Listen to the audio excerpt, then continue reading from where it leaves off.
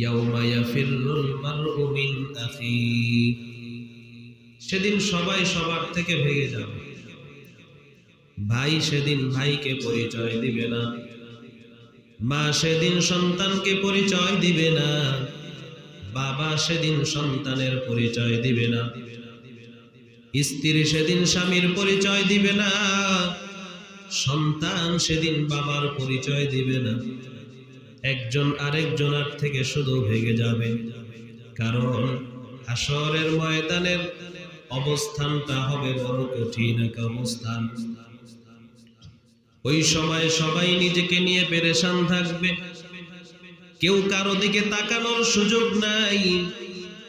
আম্মা জান আয়েশা সিদ্দিকা রাদিয়াল্লাহু তাআলা আনহার কাছে নবী হাদিস শোনায়, আরে আয়েশা, হাসরের ময়দানে যেদিন বান্দাগুলা উঠবে উলঙ্গ, হুফাতান উরাতান, পরনে কোনো পোশাক থাকবে না, খতনাবিহীন অবস্থায় দাঁড়াবে।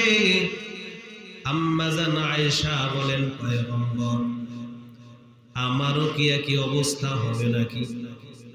নবী বলেন, আয়েশা, তোমারও একই অবস্থাই হবে, তুমিও উলঙ্গ উঠবা। আম্মা জান আয়েশা বলে, পয়গম্বর, আপনার বিবি খাদিজা সেও কি উলঙ্গ অবস্থায় উঠবে নাকি? নবী বলেন, হ্যাঁ, সেও উলঙ্গ উঠবে। আম্মা জান আয়েশা বলে, পয়গম্বর, আপনার কি হালাত, আপনি কিভাবে উঠবেন? আল্লাহর নবী বলে, আমারও একই হালাত, তবে আল্লাহ তাআলা আমাকে জান্নাতুল ফেরদাউসের একটা পোশাক তখন পরায় দিবে। বাকি সবাই উলঙ্গ হয়ে দাঁড়াবে। আম্মা জান আয়েশা বলে, পয়গম্বর, ব্যাপারটা সেদিন কেমন হবে?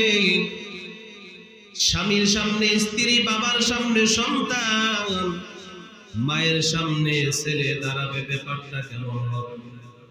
আল্লাহর নবী বলে, ও আয়েশা, হাসরের ময়দানটা তোমার কাছে এত স্বাভাবিক কেন মনে হলো রে আয়েশা? হাসরের ময়দানটা এমন স্বাভাবিক নয়। ওই দিন একজন আরেকজনের দিকে তাকানোর মতো কোনো খেয়াল তাদের থাকবে না।